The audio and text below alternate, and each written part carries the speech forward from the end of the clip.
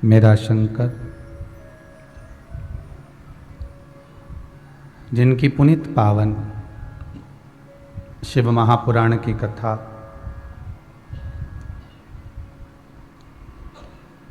कुबेरेश्वर महादेव की ये पावन धरा भगवान भूत भावन भूतेश्वर शंकर की करुणा से, त्रिकालदर्शी कैलाशी अविनाशी की दया से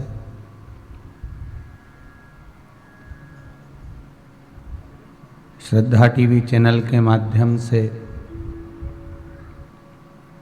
अपने घरों में विराजमान होकर भगवान की पावन कथा का रसतत्व ग्रहण करने का सौभाग्य प्राप्त हुआ है। यूट्यूब फेसबुक के माध्यम से जितने श्रोता भाई बहन इस पावन शिव महापुराण की कथा का रसतत्व ग्रहण कर रहे हैं, उन सभी को कोटि कोटि साधुवाद। कथा के मुख्य यजमान मनोरथी श्री प्रवीण जी पारासर, श्रीमती हेमलता जी पारासर, आप फरीदाबाद हरियाणा के निवासी हैं, जो यहाँ पर भगवान शिव की ही कृपा से, पूर्वजों के आशीर्वाद से ये पावन शिव महापुराण की कथा को करवा रहे हैं। फरीदाबाद हरियाणा से आकर भगवान की पावन कथा करवाना और शंकर के पावन चरणारविंद का रसतत्व ग्रहण करना, ये शिव की ही कृपा से हो सकता है। तेरी कृपा बिना न हिले एक भी अणु, लेते हैं श्वास तेरी कृपा से तनु तनु। अगर जीवन में थोड़ा सा भी सुख मिल रहा है तो उस परमात्मा की कृपा से ही मिल रहा है, और यदि जीवन में थोड़ा सा दुख का भान भी हो रहा है तो यह परमात्मा की ही कृपा है। कल एक कथा कही थी जो शिवरी नारायण में कही थी कि पक्षी को यह सिखा दिया गया कि हर चीज में भगवान का धन्यवाद दो। दुख मिले तो भी धन्यवाद दीजिए और सुख मिले तो भी धन्यवाद दीजिए।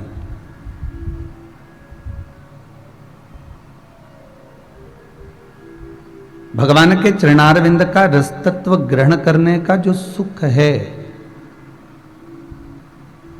भगवान के चरणों का जो रसतत्व है, वो हमारे जीवन को आनंदित करे। अगर दुख भी मिला तो हम भगवान को धन्यवाद दें कि आपने जो दिया वो श्रेष्ठ दिया, और मान लो अगर सुख भी दिया तो उसमें भी हम धन्यवाद दें कि आप जो हमें दे रहे हैं ये आपकी कृपा है।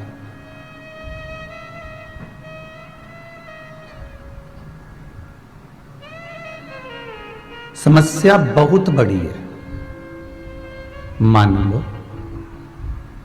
दुख बहुत बड़ा है, समस्या बहुत बड़ी है, तो भी हमें हारना नहीं है।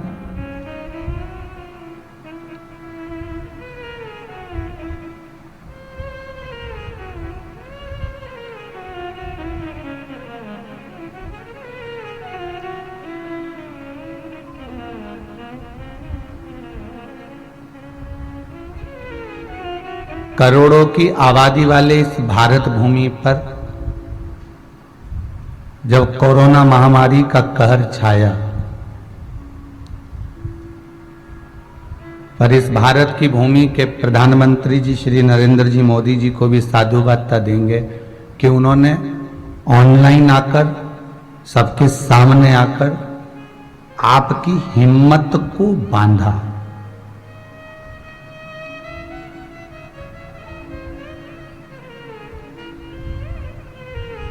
और ऐसी हिम्मत इस राष्ट्र की बांधी, इस भारत की भूमि की बांधी कि वैक्सीन का निर्माण भी अगर हुआ, अगर औषधि भी निर्मित हुई तो यही भारत की भूमि से हुई और पूरे विश्व में उसका नाम होगा। हारना नहीं है,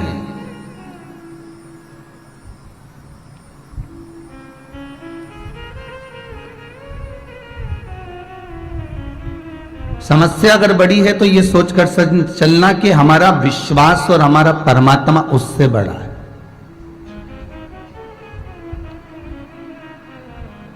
फिर वही वाली बात आ गई जो पहले कही थी, ऐसा कोई व्यक्ति नहीं जिसको समस्या नहीं, और ऐसी कोई समस्या नहीं जिसका कोई हल नहीं।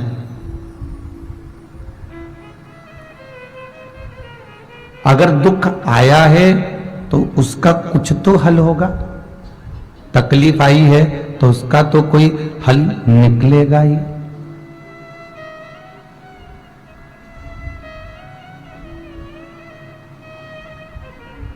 आज एक माता जी मिल रही थी, जब हम भोजन भंडारे कक्ष को देखने गए थे तो कह रही थी, गुरुजी कैंसर हो गया था, अब बाबा ने अच्छा रख दिया है,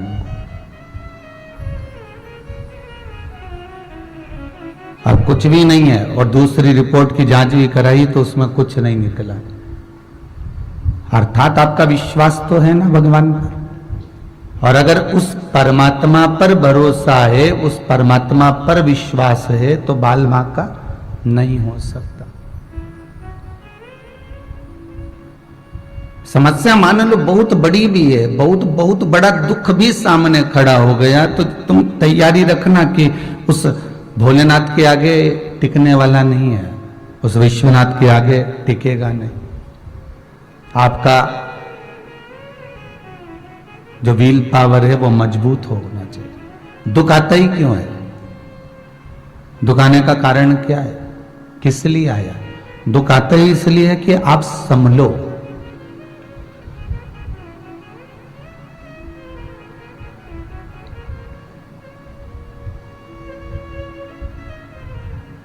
बच्चा जब गिरता है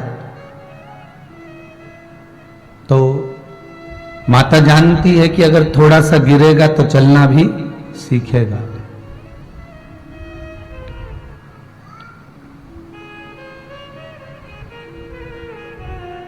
कहीं एकांत में अगर बच्चा चलता है और गिरता है तो संभल जाता है, पर अगर उसके मम्मी पापा के सामने अगर बच्चा गिरता है तो रोता है। क्यों? क्योंकि मेरे मम्मी पापा मुझे उठाएं और हृदय से लगाएं। ये मेरे माँ बाप, ये मेरे माता पिता मुझे हृदय से लगाएं, इसलिए बच्चा रोता। अकेले में गिर जाता तो उठ जाता, झाड़ झुड़ के नहीं उठ जाए, फिर उसको कोई दिक्कत नहीं।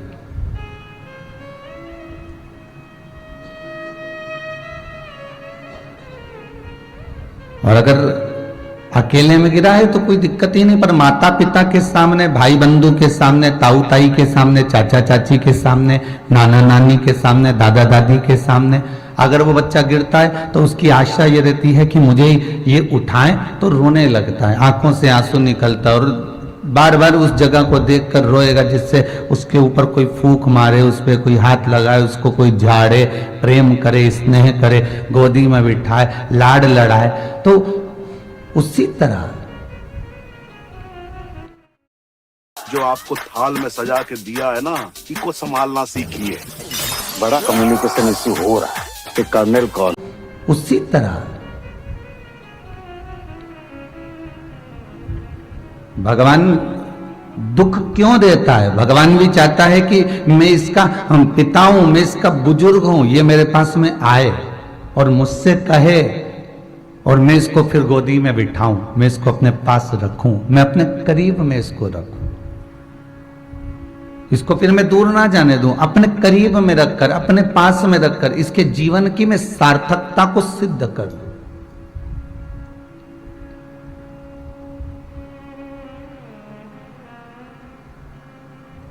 खाली दाल को उकाल लो, उसमें नमक मत डालना, ना मिर्ची डालना, ना उसमें बघार लगाना, केवल दाल उबली हुई बिना नमक मिर्ची की, ना हल्दी, ना कुछ भी नहीं, मिर्ची नहीं, नमक नहीं, पुदीना नहीं, हरा धना नहीं, कुछ भी नहीं, बस उकाली और तुम उसको रोटी खा लो। और रोटी में भी कुछ नहीं होना चाहिए, नमक नहीं, कुछ भी नहीं, बस ऐसे खा लो।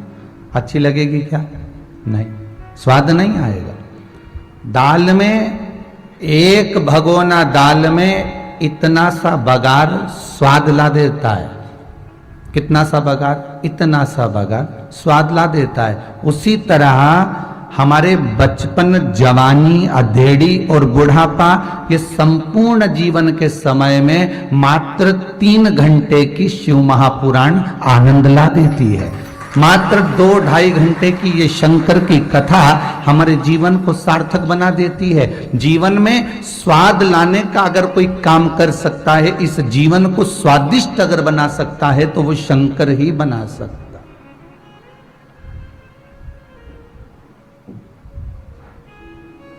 तुम राम को भजो तो राम को भज लो, तुम कृष्ण को भजो तो कृष्ण को भज लो, तुम शंकर को भजो तो शंकर को भज लो। ना राम अलग है, ना कृष्ण अलग है, ना शिव अलग है, तीनों एक है। ब्रह्मा विष्णु सदा शिव जानत, अर्थात जो बुद्धि से विहीन है वो भेद समझेंगे कि ये ब्रह्मा अलग है, विष्णु अलग है, ये शंकर अलग है। पर अगर कोई बुद्धि से प्रबल है तो वो समझ जाएगा ये तीनों एक।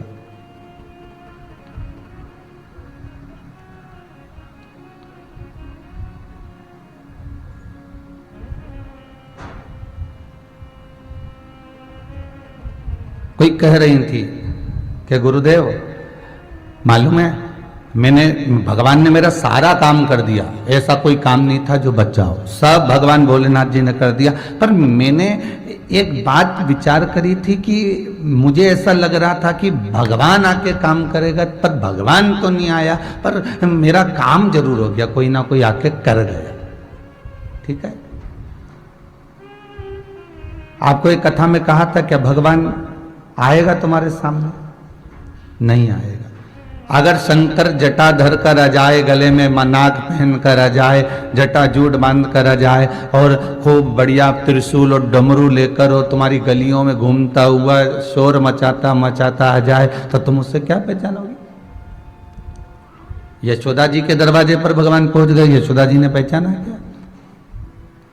श्री कृष्ण के दर्शन करने चले सदा शिव गोकुल में, अली गली में शोर मचावे, चले सदा शिव गोकुल में।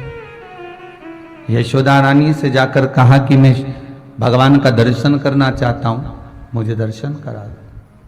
कौन कराए? जटा बंधी हुई है, गले में सांप पड़ा हुआ है, भस्मी रमी हुई है, ऐसे को कोई अपना पुत्र दे सकता है? नहीं।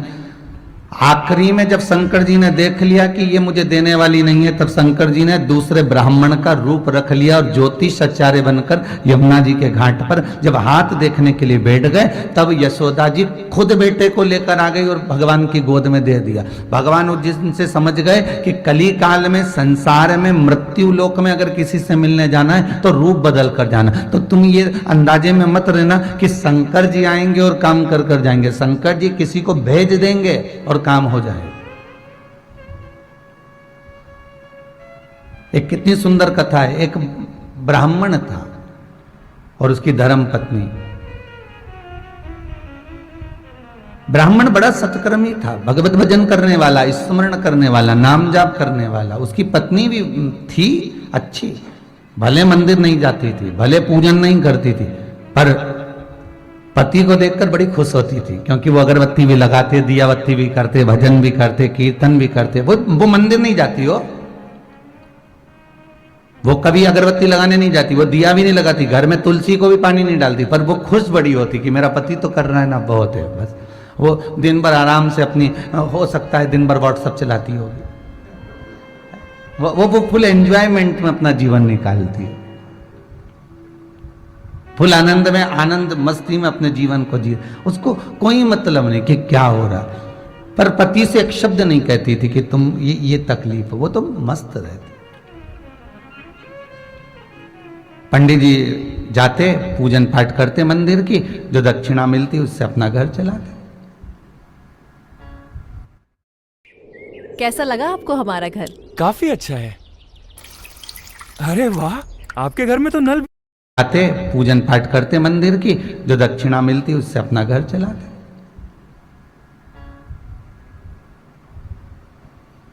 अब कोई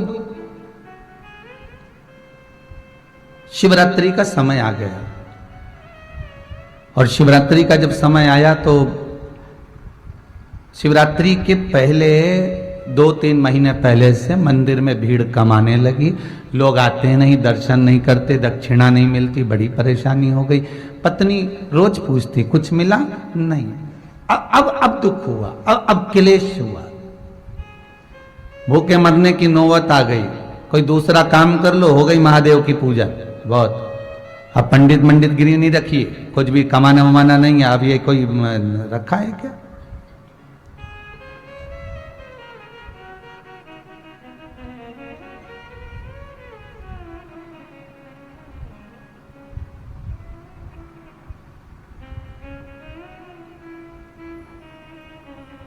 अब दुख है। कह तो दिया पत्नी ने कि अब ये पंडिताई छोड़ दो और कोई नौकरी वोकरी कर लो, कोई जॉब मॉब कर लो।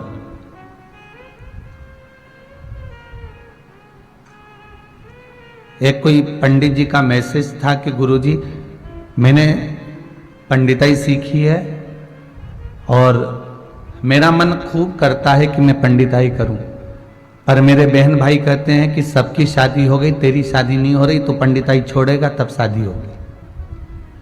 पंडित को कोई छोरी देने को तैयार नहीं। क्या करता है? घंटी हिलाता, सत्यनारायण की कथा वाचता, यज्ञ करता, पूजन करता। हमने उससे एक ही बात की, तो चिंता मत कर। अगर तू सच्चे मन से भगवान की सेवा कर रहा है, दक्षिणा मिल रही है नहीं मिल रही है, 100 रुपये मिले, 50 रुपये मिले, रात भर एक वो महिला संगीत में डांस करने के लिए कुछ लोग आते हैं, कुछ वेटर काम करने आते हैं, तैयार होकर थोड़ी घंटा 2 घंटा 3 घंटा भोजन सर्व करते हैं, परोसते हैं। उनको लोग 1.5 2 हजार रुपए दे देते हैं और पंडित रात भर बैठकर शादी कराता है, उसको 500 रुपये मिल पाता। पूरी रात बैठा सो।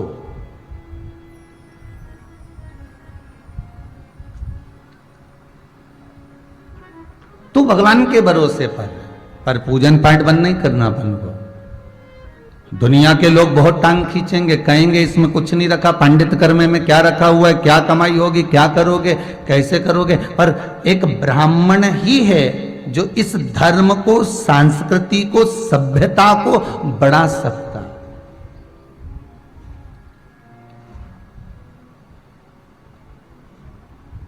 तो छोड़ना नहीं। महाराज उसने भी प्रण कर लिया कि अब देखेंगे, जो होगा देखा जाएगा, ब्याह होए तो ठीक, नहीं होए तो ठीक।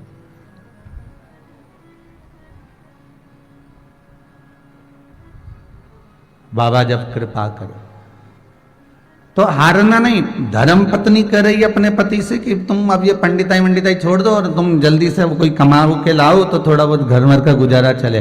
भूखे मरने की नौबत आ गई। 3 महीने से कुछ नहीं लाए हो, बड़े आफत में फंसे हुए हैं। शिवरात्रि का समय आ गया। भगवान देवाधिदेव महादेव माता पार्वती के साथ भ्रमण के लिए निकले। शाम का समय था। ये मंदिर जा रहा था। आज शिवरात्रि है। शिव जी निकल कर जा रहे थे तो माता पार्वती ने कहा, ये आपका भगत हमेशा शिवरात्रि पे बड़ा खुश दिखता था, ये पहली शिवरात्रि ऐसी आई है जो इसके चेहरे पर खुशी नहीं है।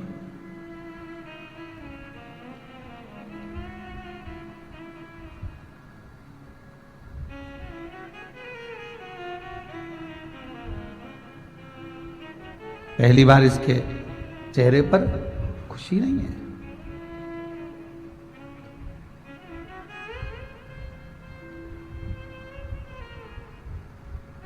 पार्वती जी कह रही हैं कि पूछो तो सर आखिर बात क्या है। भगवान शंकर बोले, पार्वती जीवन सुख का चलते चलते अगर जिंदगी में थोड़ा सा दुख आ भी जाए तो समझ लेना ये पूर्व के कर्म का भोग अब भोगने का क्रम चालू हुआ है। सुख के दिन मालूम नहीं पड़ते और दुख के दिन कटते नहीं हैं। भले दुख 4 साल का, 3 साल का, 2 साल का, 1.5 साल का हो, पर उसको काटना बड़ा कठिन पड़ जाता है, बहुत कठिन।